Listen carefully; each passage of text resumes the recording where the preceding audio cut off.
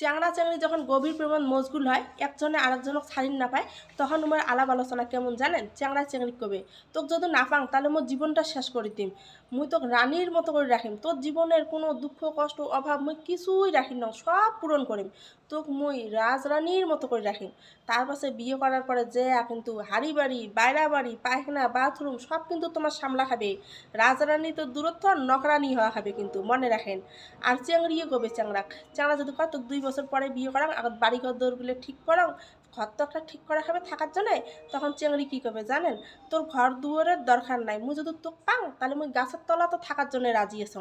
তার যে বিয়ে হয়ে আসি 1 বছর পরে, চেংড়ি কবে তোমার যদি একটা হাবুয়াল ঘরও থাকে, তখন চেংড়ি কবে এইটা ঘর থাকা যায়?